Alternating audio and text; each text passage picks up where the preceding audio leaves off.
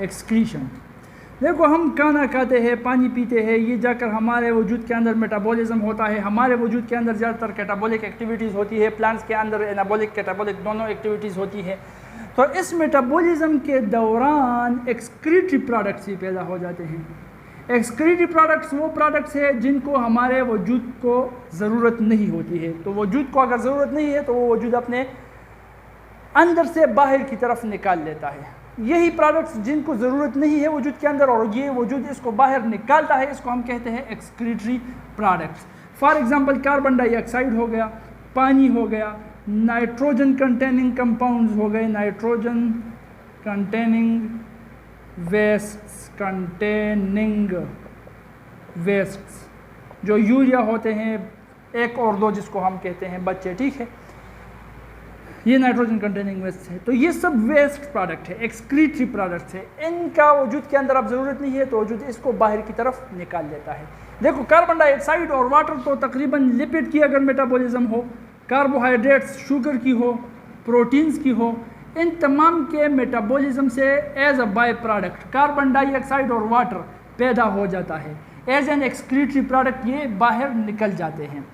Nitrogen containing waste जो है ये ज़्यादातर प्रोटीन एंड न्यूक्लिक एसिड, इन दोनों के मेटाबॉलिज्म से जब इनका मेटाबॉलिज्म हो, इनका कैटाबॉलिक एक्टिविटी हो जाए, मतलब एनर्जी निकालने के लिए इनकी ब्रेक डाउन हो जाए या ये सिंपल कंपाउंड्स में तब्दील हो जाए, तो एनर्जी भी इनसे निकल जाती है और इनमें जो बाई प्रोडक्ट जो एक्सक्रीटरी प्रोडक्ट पैदा हो जाता है नाइट्रोजन कंटेनिंग कंपाउंड्स वो होते हैं। ज़्यादातर नाइट्रोजन कंटेनिंग कंपाउंड जो पहली बार बनता है वो होता है अमोनिया। अब अमोनिया वो नाइट्रोजन कंटेनिंग कंपाउंड है जो कि हाईली टॉक्सिक है, ठीक है। तो अब होता क्या है, देखो अमोनिया को निकालने के लिए बहुत पानी की ज़रूरत होती है, बहुत पानी की ज़रूरत। तो जिन एनिमल्स के साथ पानी ज़्यादा होता है, मतलब एक्वेटिक एनिमल जो समंदर में रह रहे हैं उनके साथ तो पानी का कोई कमी ही नहीं है, वो तो पानी के अंदर घेरे हुए हैं, ठीक है, पानी की कोई कमी नहीं है, इसलिए वो अमोनिया को एज इट इज़ निकाल लेते हैं। उनके वजूद से अगर ज़्यादा पानी निकल गया तो क्या हुआ, वापस से पानी ले लेंगे, पानी की कोई कमी ही नहीं है, तो वो अमोनिया को एज इट इज़ निकाल लेते हैं।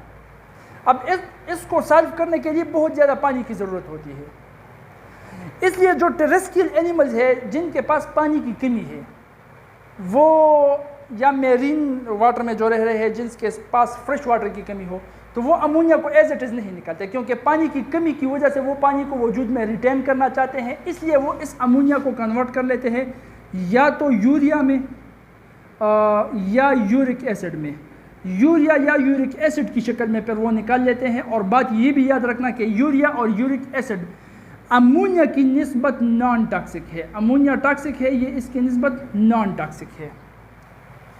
बात समझ में आ रही है।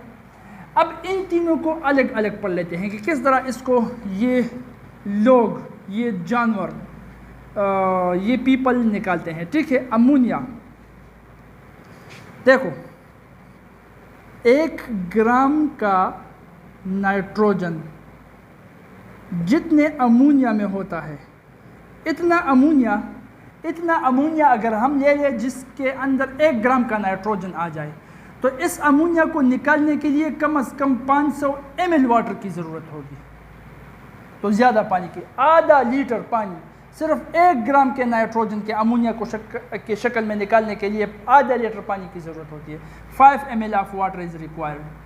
तो इसलिए ये अमोनिया डायरेक्ट निकालना सिर्फ उन जानवरों के बस की बात है जिनके पास पानी ज़्यादा होता है। ज़्यादातर ये होता है एक्वेटिक लाइफ के अंदर, और ज़्यादातर वो जो फ्रेश एक्वा में रहते हो, फ्रेश वाटर में रहते हो, उनमें होता है, ठीक है।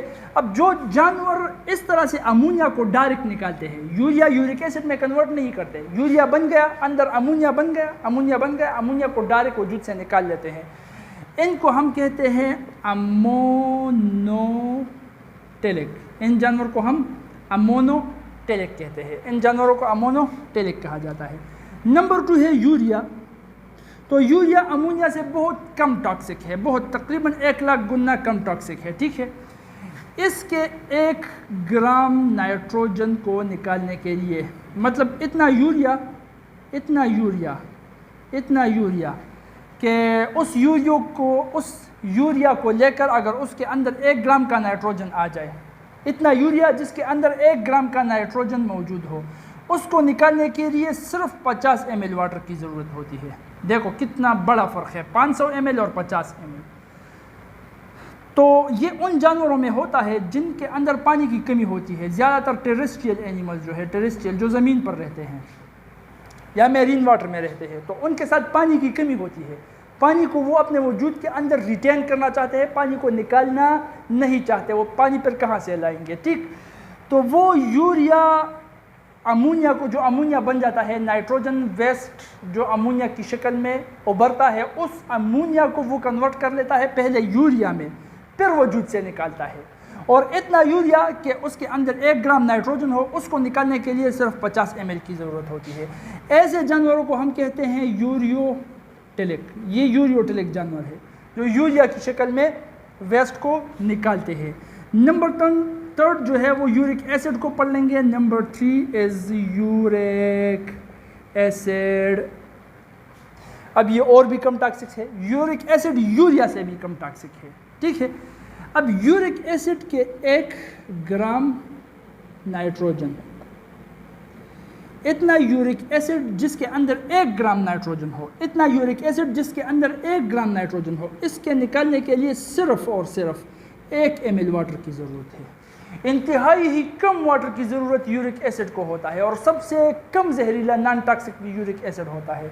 तो यूरिक एसिड इतने मकदार में जिसमें 1 ग्राम नाइट्रोजन आ जाए, उसको निकालने के लिए सिर्फ 1 ml पानी की ज़रूरत होती है। अब फ़र्क को देख लो, ये 500 ml है, ये 50 ml है, ये सिर्फ 1 ml है। ऐसे जानवरों को हम कहते हैं यूरिकोटिलिक। ये यूरिकोटिलिक यूरिक एसिड से निकला है, यूरिकोटिलिक। ये यूरियोटिलिक यूरिया से निकला है, यूरियोटिलिक। ये अमोनोटिलिक अमोनिया से निकला है। ये अमोनिया को खारिज करते हैं, ये यूरिया को खारिज करते हैं। यूरिकोटिलिक जो है यूरिक एसिड को खारिज करता है। ये ज़्यादातर जो रेप्टाइल्स हैं, रेप्टाइल्स उनके अंदर होता है। रेप्टाइल्स ज़्यादातर सहरा में भी पाए जाते हैं, तो डेजर्ट्स के अंदर तो बहुत पानी की कमी होती है, तो उन रेप्टाइल्स में ये जो होता है यूरिक एसिड की शक्ल में ज़्यादातर ये वेस्ट प्रोडक्ट निकलते हैं। इस तरह से होता है एक्सक्रीशन।